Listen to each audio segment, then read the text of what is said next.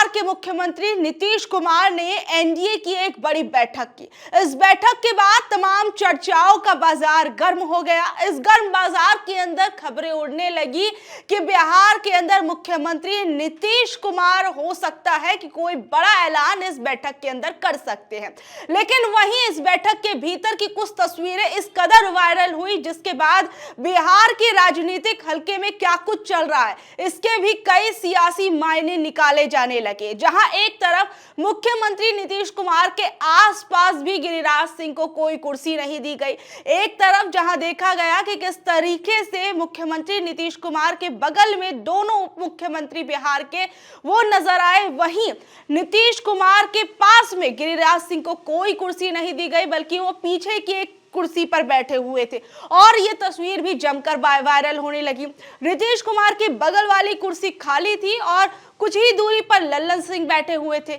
जिसको इस तरीके से देखा गया कि नीतीश कुमार गिरिराज सिंह से नाराज चल रहे हैं और अपनी उस नाराजगी को उन्होंने इस तस्वीर के जरिए साफ कर दिया। वहीं लल्लन सिंह को भी लेकर कई कयास लगाए गए कि क्या लल्लन सिंह और नीतीश कुमार के बीच में सब कुछ ठीक नहीं चल रहा, क्योंकि एक तरफ लल्लन सिंह किस तरीके से संसद के अंदर सरकार के बहुत से मुद्दों पर उनका साथ देते नजर आते हैं और उन मुद्दों की पैरवी करते नजर आते हैं, लेकिन वहीं जिस मुद्दे पर लल्लन सिंह सरकार के साथ नजर आते हैं, सरकार के साथ में बयानबाजियां मीडिया को करते हुए नजर आते हैं, वहीं उन्हीं मुद्दों पर जेडीयू के कई नेता नाराज नजर आते हैं। तो एक तरीके से देखा जाए कि जिस तरीके से लल्लन सिंह जो बयानबाजियां करते हैं या जिस तरीके का समर्थन जो है वो बीजेपी पार्टी को हर एक मुद्दे पर उनके दिखाते हैं, उसे देखकर जेडीयू के नहीं बीजेपी के नेता भी कई बार हैरान नजर आते हैं। तो यहां पर जिस तरीके से पूरा का पूरा राजनीतिक घटनाक्रम देखा गया, उसके बाद कई कयासबाजियां लगाई गई। इस बीच में कल एक और बड़ी खबर बिहार की राजनीति से सामने आई कि किस तरीके से पप्पू यादव जो लॉरेंस बिश्नोई को लेकर अपने कई बयान दे चुके थे, तो कल ये सामने आया कि पप्पू यादव को लॉरेंस बिश्नोई की गैंग की तरफ से एक धमकी दी गई है और इस धमकी का वीडियो लगातार वायरल होने लगा, जिस पर किस तरीके से लॉरेंस बिश्नोई गैंग का जो व्यक्ति है, ये कहा गया कि वो पप्पू यादव को धमका रहा था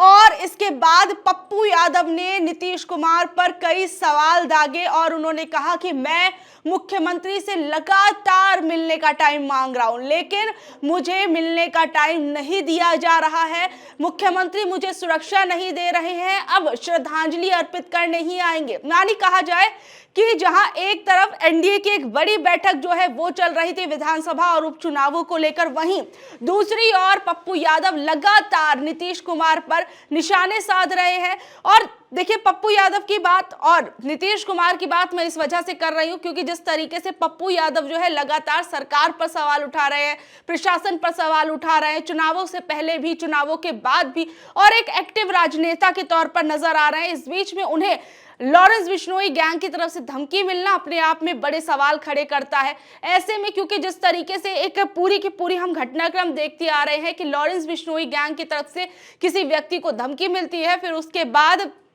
किस तरीके से वो व्यक्ति मारा जाता है, चाहे वो सिद्धू मूसेवाले की बात हो, चाहे वो बाबा सिद्दीकी के उसमें हमने देखा केस में, अब यहाँ पर पप्पू यादव को भी धमकी दी गई है। तो बिहार के अंदर जिस तरीके से कल जो बैठक हुई उसको लेकर भी तमाम चीजें सामने आई। उस बैठक के अंदर कहा गया कि भले ही एलजेपी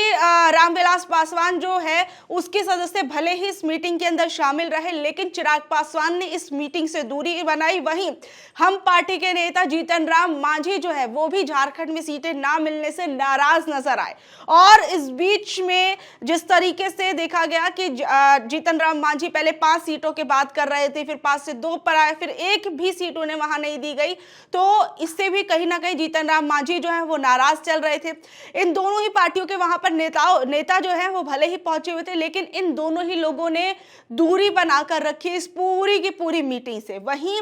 दूसरी ओर हमने देखा कि किस तरीके से चिराग पासवान के चाचा पशुपति पारस की पार्टी को इस पूरे के पूरे जो भी मीटिंग चली इसका कोई न्योता ही नहीं दिया गया। उसके बाद माना गया कि क्या नीतीश कुमार जो है वो पशुपति पारस से अपनी दूरियां बढ़ा रहे हैं और क्या बीजेपी भी जानबूझकर पशुपति पारस से अपनी दूरियां बनाने में लगी हुई है। और इन तमाम चीजों पर जो पशुपति पारस की पार्टी है, उनके प्रवक्ता से बातचीत की गई तो उन्होंने क्या कुछ कहा, जरा उस पर भी नजर डालिए।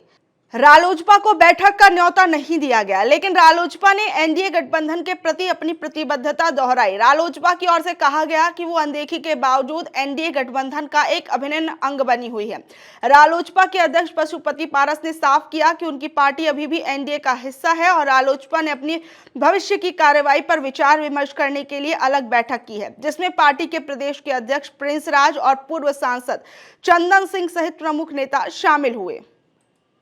वहीं पार्टी के राष्ट्रीय प्रवक्ता श्रवण कुमार अग्रवाल ने कहा कि रालोजपा खुद को एनडीए का एक महत्वपूर्ण हिस्सा मानती है और गठबंधन के प्रति अपनी प्रतिबद्धता पर अडिग है। उन्होंने ये भी कहा कि एनडीए की बैठक में आमंत्रित नहीं किए जाने के फैसले को पार्टी ने गंभीरता से लिया है। अग्रवाल ने कहा कि इतनी बड़ी अनदेखी के बाद भी हम एनडीए में बने हुए हैं। पशुपति पारस और उनकी पार्टी के वरिष्ठ नेता एनडीए नेतृत्व से मिलकर इस मुद्दे पर चर्चा करेंगे। तो आप समझ सकते हैं कि किस तरीके से पशुपति पारस की जो पार्टी है वो